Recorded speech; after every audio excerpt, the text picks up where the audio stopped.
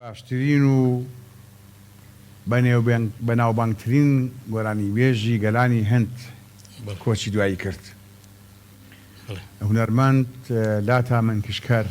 کە زیاتر لە 6 ساڵە گۆرانیە چڕێ بۆ سینەما و بۆ فلیمە هەندیەکان. ڕەنگە بڵێم زیادم نەودۆگە بڵێم خاوەنی 50,000 گۆرانیەوە ئافرەتە لە ڕاست کۆمارەوە تا ڕاستکاور تا دلی کۆمار هەتاگات شارۆخان و سەلمانخان و نەوەی نوێ ئەم ئافرەتە گۆرانین بۆ فلیمەکانی سینەمای هەندی. یعنی هیچ هێزێک نییە توانێت ئەحسایی بەرهەمەکانی بکە ئەوە خزمەتێکی گەورە و زۆری هەیە. ئەم ژنە کە کۆچی دوایی کرد لای تۆ چی بەجێهێشت؟ وەڵاهی بەنسبەت هەندەوەگە تەماشا بکەی ئەو ڕێزەی لە مردنی ئەو ئافرەتە هونەرمەندە ژیرا خۆزگە هەموو میلەتێک ئاوا ڕێزی لە هونەرمەندانی خۆی بگرتە کاتێکە کەماڵ ئاواییەکەن هەفتەیە کەو لە بیرەچێتەوە. ڕاستە بەڵام لاتا منگەشکەر هەر تەماشای بکرد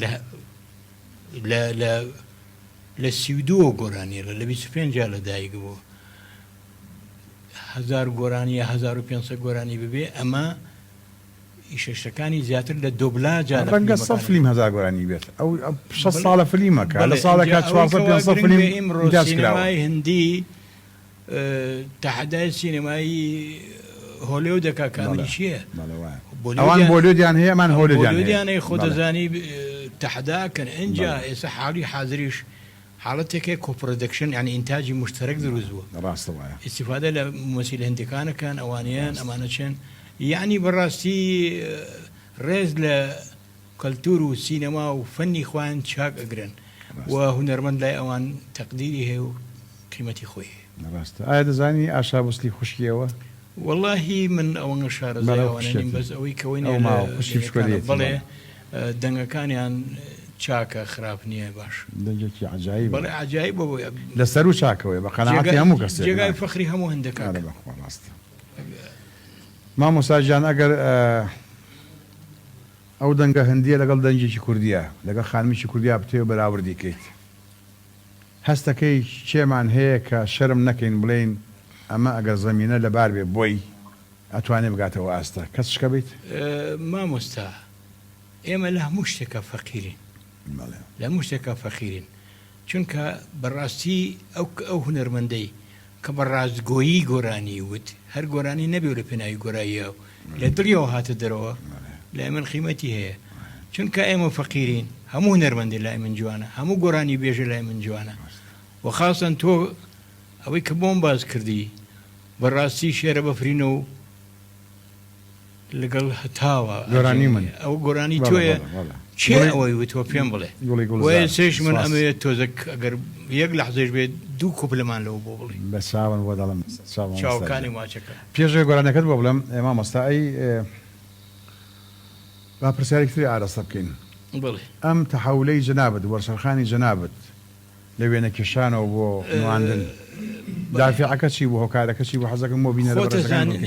بۆ بینەران باسی بکەم ڕێز و خۆشەویستیم بۆ بینەران و بۆ ئێوەی هونەرمەند ئەوەی ڕاستی بێ من لە گەڕەکێکا لەدایک بووم پێوترە گەڕەکی چوارباخ بە حکمەوەی مەلعەبیت لێوە نزیک بوو ئەو کاتە مەسرحی لێوە نزیک بوو بە زۆری چالاکی هونەری لەوی شوێنانە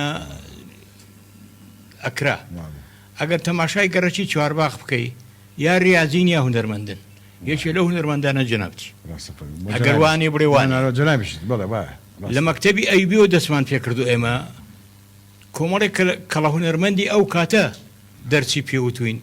لە بیدایەتە کابرایەک بوو ناوی ڕێزوانە فەنگی بوو لە کەرکووک و هاتبوو لە سنف 1 و 2 سەرەتاییە ئەو فێری ڕسمێ کردین ئەیها کە ڕسمتان کرد مێڵن ئەو قاقەزە بەسفێتی ڕەنگن تێبڕژن مەترسن ئەو پیاوە جورئەتی پێپیاکردن ڕەنگ هەڵڕێژی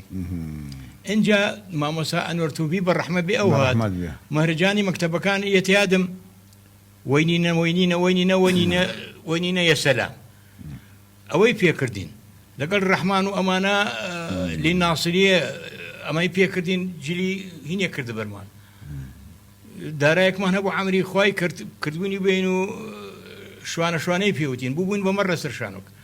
ئاوا هی دەستمان پێ کردووە ئەنجا تەسیراتی ئەو هونەرمەندە کۆنانش لەسەرمان مەسەلەن کەڵە هونەرمەندی شاری سلێمانی بۆ کوردستان با بڵێن داری وەستابرامی بەنا کەسە لە ئەمریکاویچەکە لە کەڵە هونەرمەندەکانی کورد کە تاریخەشی زۆری هەیە سەرداری عەبدوڵازودی نووری اسماعیل برای خەلیل ئەسری ئەمانە ئەو مامۆستایانن هەروەها فەنانی گەورەی تریشمانە بوو کە مامۆستامان بوون لەو بوارانە مامۆستا جەلال عەزیز چوارباخی بوو ئەویش مۆسیقی و مامۆستا بوو جەلال عەزیز جەلالی نەقیبی فەلانینیش بوو لە بەڵێ ئەوە یەکێکە لەوانە کە خەریجی مەحەدی فنونن عەبا عیفریت خەریجی مەحەدی فنونە شێرزاد شەوقی خەریجی مەحەدی فنونە ئەمانە با بڕێن لە سەرەتا دەورێکی باڵایان هەبوو چی لە مەسرحە وەچی لە گۆرانی و مۆسیقا من ناگەڕێنەوە بە قاردیلان بەڕەحمە بێ کە مۆسیقایەکەی ناوی شیشکەبابە ئەو خاوەنێتی تۆ خۆت باشە زۆر مەشهوریشە زۆر مەشهوریشە ئیتر خۆ دەزانیت سەوکو کابۆچیەکە حەسەن جەدرەوی ئەو توێتی ئێستا بۆ یا بوو شامیە شتێکیکەی پێڵێن توراسی ئێمە ئەوەتەی هەین نازانم ئێمە تەسیرمان هەبووە لەسەر ئەوانەی کە غێر کوردن یا ئەوان تەسیریان هەبووە لەسەر ئێمە